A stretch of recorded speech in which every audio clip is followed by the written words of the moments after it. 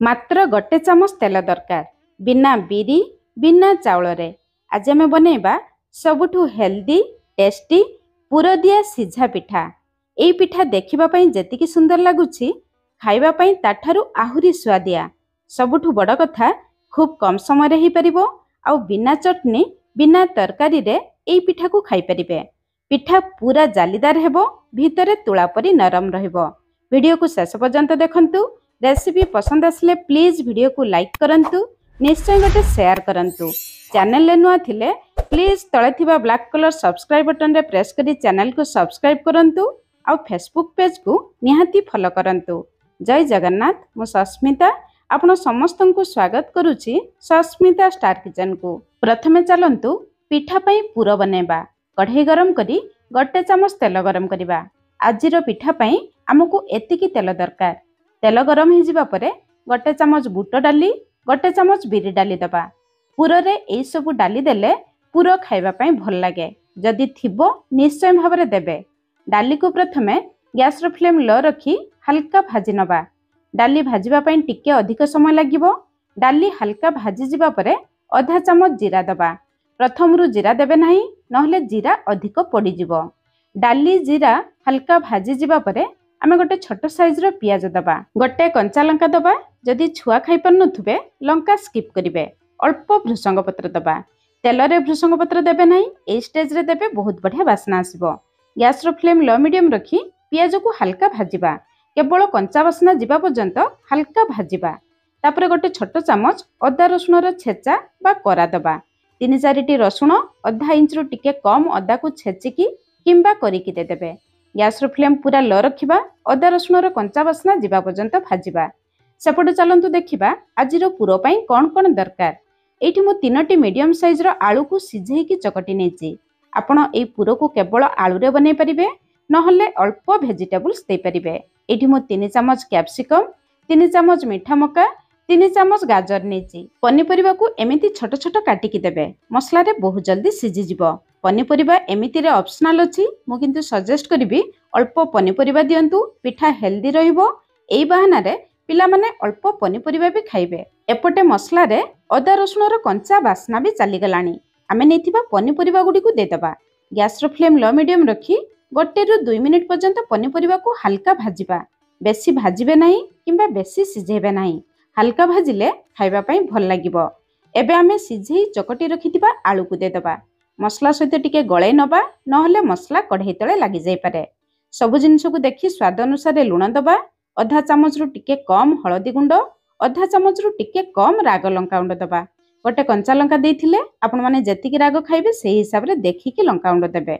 एबे एई Pooran test बढ़ाइबा पई आमे गोटे खास मसला दबा। मैगी मैजिक मसाला गोटे छोट पाउच नेबे किंतु फुल देबे नाही। जेहेतु आमे अल्प पुरो बनौचे आधा पैकेट देबे। एई पुरो को चटपटा करिवा पई आधा चामच चाट मसला दबा नहले आमचूर पाउडर भी दे परिबे।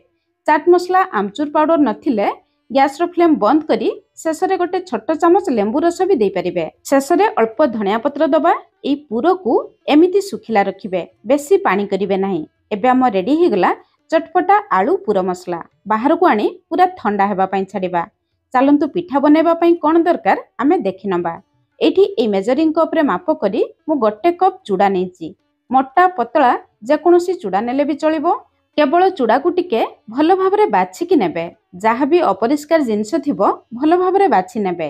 तापर आमे ग्राइंडर जार नबा। चूड़ा को दबा। जमा पानी दबा नहीं। सेमिति चूड़ा को ग्राइंड करिया नेबा। एबे हम रेडी हे गला चूड़ार पाउडर। केवल एई चूड़ा गुंडरू आज आमे पिठा बनै परिबा नहीं। चूड़ा को बाइंड करिबा पई आमे सेतिरे सुजी दबा।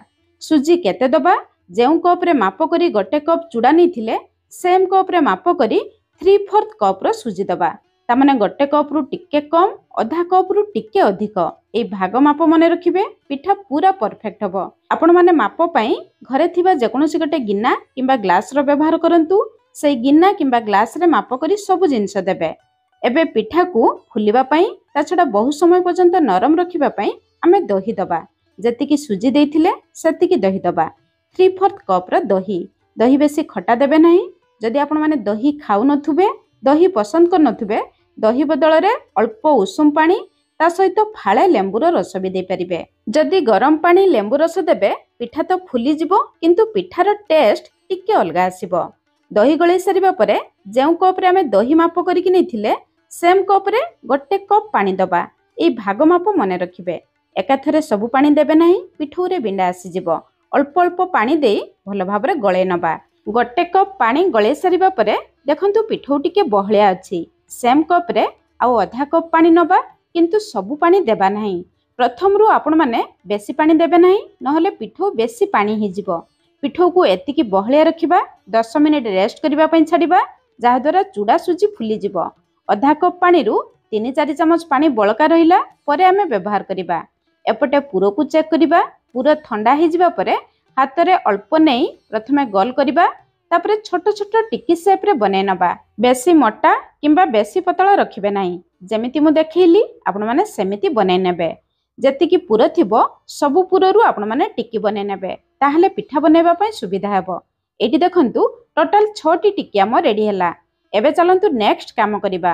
ପିଠାକୁ ସିଝେଇବା ପାଇଁ ଗୋଟେ କଢ଼େଇରେ ଟିକେ ଅଧିକ ପାଣି ନେବେ। ପିଠାକୁ ସିଝିବା ପାଇଁ ଟିକେ ଅଧିକ ସମୟ ଲାଗିବ। ଯଦି ଷ୍ଟାଣ୍ଡ ଥିବ ପାଣିରେ ଷ୍ଟାଣ୍ଡ ରଖିବେ, ଯଦି ଷ୍ଟାଣ୍ଡ ନଥିବ ଗୋଟେ ଗିନା ରଖିବେ। ଗିନା ଭିତରେ ପାଣି ରଖିବେ, ତା ଉପରେ ଗୋଟେ ପ୍ଲେଟ୍ ରଖିବେ। ଗିନାରେ ପାଣି ରଖିଲେ ଗିନା ପାଣିରେ ଭାସିବ ନାହିଁ। ଏବେ କଭର କରି ପାଣିକୁ ଫୁଟିବା ପାଇଁ ଛାଡ଼ିବା। ପାଣି ଫୁଟିବା ଭିତରେ ଆମେ ଏମିତି ଛୋଟ ଛୋଟ ଗିନା ନେବା। ଆଜି ଆମେ ପିଠାକୁ ଏଇ ଗିନାରେ ବନେଇବା। ଆପଣ ଚାହିଁଲେ ଇଡଲି ଛାଞ୍ଚରେ ବି ବନେଇ ପାରିବେ। ଗିନାରେ ଅଳ୍ପ ତେଲ ଦେଇ ଗିନାକୁ ଭଲ ଭାବରେ ଗ୍ରୀଜ୍ କରିବା। ଏବେ ଚାଲନ୍ତୁ ଆମେ ପିଠଉକୁ ଚେକ୍ କରିବା। 10 ମିନିଟ୍ ରେଷ୍ଟ କରିବା ପରେ ଏଇଠି ଦେଖନ୍ତୁ ସୁଜି ଚୁଡ଼ା ସବୁ ଭଲ ଭାବରେ ଫୁଲି ଯାଇଛି। ପିଠଉ ପୁରା ବହଳିଆ ହେଇଯାଇଛି। ଆମେ ଯେଉଁ ଅଧା କପ୍ ପାଣିରୁ ଅଳ୍ପ ଦେଇଥିଲେ ଆଉ ଅଳ୍ପ ପାଣି ସାଇଡରେ ରଖିଥିଲେ, ପ୍ରଥମେ ସେଇ ପାଣିକୁ ଦେଇଦେବା। ପିଠଉ ପୁରା ବହଳିଆ ଅଛି। ଆଉ ଅଧା କପ୍ ପାଣି ନେଇ ଯେତିକି ପାଣି ଦରକାର ପଡ଼ିବ ସେତିକି ପାଣି ଦେବା।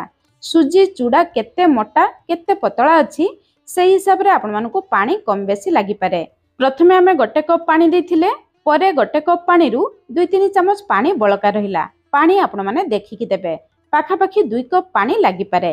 ସ୍ୱାଦ ଅନୁସାରେ ଲୁଣ ଦେବା। ପିଠଉରେ ଭଲ ଭାବରେ ଗୋଳେଇ ନେବା। ଏଇ ପିଠଉକୁ ଆପଣମାନେ ଇଡଲି ପିଠଉ ପରି ବହଳିଆ ରଖିବେ।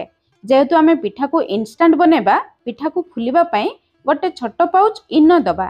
ଯଦି ଆପଣମାନଙ୍କ ପାଖରେ ଇନୋ ନଥିବ ଅଧା ଚାମଚରୁ ବି କମ୍ ଖାଇବା ସୋଡ଼ା ବା ମିଠା ସୋଡ଼ା ଦେଇପାରିବେ।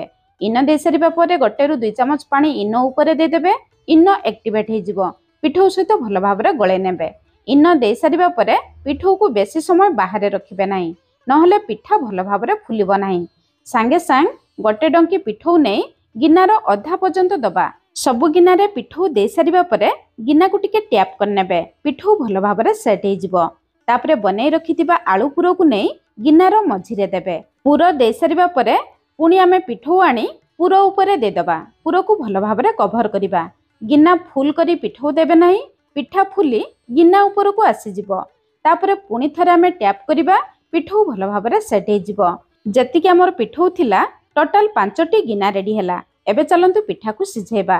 ଏପଟେ ପାଣି ବି ଭଲ ଭାବରେ ଫୁଟି ଯାଇଛି। ପାଣି ଫୁଟିଯିବା ପରେ ଆମେ ଗ୍ୟାସର ଫ୍ଲେମ୍ ଲୋ ରଖିବା। ଧ୍ୟାନର ସହିତ ପିଠାର ଗିନାକୁ ରଖିବା। ପିଠା ଗିନା ରଖି ସାରିବା ପରେ ଗ୍ୟାସର ଫ୍ଲେମ୍ ମିଡିୟମ ରଖି 15 ମିନିଟ୍ ପର୍ଯ୍ୟନ୍ତ ପିଠାକୁ ସିଝେଇ ନେବା। এই ପିଠା ସିଝିବା ପାଇଁ ଟିକେ ଅଧିକ ସମୟ ଲାଗିବ। ଲିଡ୍ରେ ହୋଲ୍ ଥିଲେ ଟିସ୍ୟୁ ପେପର ଦେଇ ବନ୍ଦ କରିବେ। ଭିତରର ବାମ୍ଫ ବାହାରକୁ ଆସିବ ନାହିଁ। 15 ମିନିଟ୍ ପରେ ଏଇଠି ଦେଖନ୍ତୁ ପିଠା ଫୁଲି ପୁରା ଗିନା ଉପରକୁ ଆସିଯାଇଛି। 10 ମିନିଟ୍ ପରେ ପାଣି କମି ଯାଇଥିଲା। ମୁଁ ଚେକ୍ କରି ଅଳ୍ପ ପାଣି କଢ଼େଇରେ ଦେଇଥିଲି। ଏବେ ପିଠାର ମଝିରେ ଆମେ ଚେକ୍ କରିବା। ଦେଖନ୍ତୁ ଫର୍କ ପୁରା କ୍ଲିନ୍ ଅଛି। ଯଦି ଫର୍କରେ ଅଳ୍ପ ଲାଗୁଥିବ ତାହେଲେ ବି କିଛି ଅସୁବିଧା ନାହିଁ। 15 ମିନିଟ୍ ପରେ ବାହାରକୁ ବାହାର କରି ଆଣିବେ। ତାପରେ ପିଠାକୁ ପୁରା ଥଣ୍ଡା ହେବା ପାଇଁ ଛାଡ଼ିବା। ପିଠା ପୁରା ଥଣ୍ଡା ହେଲା ପରେ ଆମେ ଗିନାରୁ ବାହାରକୁ ବାହାର କରିବା। ପିଠା ଗରମ ଥିବା ଅବସ୍ଥାରେ ବାହାର କରିବେ ନାହିଁ, ନହେଲେ ଗିନାରୁ ବାହାରି ପାରିବ ନାହିଁ। ସ୍ପୁନର ପଛପଟେ ଅଳ୍ପ ତେଲ ଲଗେଇ ଚାରିପଟକୁ ଘୁରେଇ ନେବେ। ତାପରେ ପିଠାକୁ ବାହାରକୁ ବାହାର କରିବେ। ଦେଖନ୍ତୁ ପିଠା କେତେ ଇଜିଲି ବାହାରିଗଲା। ଗିନା ବି ପୁରା କ୍ଲିନ୍ ଅଛି। ପିଠା ବି ପୁରା ଜାଲିଦାର ହେଇଛି। ଏବେ ପିଠାକୁ ସଜାଇବା ପାଇଁ ଅଳ୍ପ କାଶ୍ମୀରୀ ଲଙ୍କାଗୁଣ୍ଡ, ଅଳ୍ପ ଜିରା ଗୁଣ୍ଡ ମିଶେଇ ପିଠା ଉପରେ ଦେଇଦେବା। ତା ଉପରେ ଅଳ୍ପ ଧନିଆ ପତ୍ର ଦେବା। ପିଠା ଦେଖିବା ପାଇଁ ସୁନ୍ଦର ଲାଗିବ। ଏବେ ଆମ ରେଡି ହେଇଗଲା ସୁପର ଟେଷ୍ଟି ସୁପର ହେଲ୍ଦି ସିଝା ପିଠା। ଆପଣମାନେ ନିଶ୍ଚୟ ଥରେ ବନାନ୍ତୁ। କେମିତି ଲାଗିଲା ନିଶ୍ଚୟ କମେଣ୍ଟସ୍ କରି ଜଣାଇବେ। ଆଜି ପାଇଁ ରହିଲି। ପୁଣି ଦେଖା ହେବା ନୂଆ ରେସିପିରେ। ଧନ୍ୟବାଦ।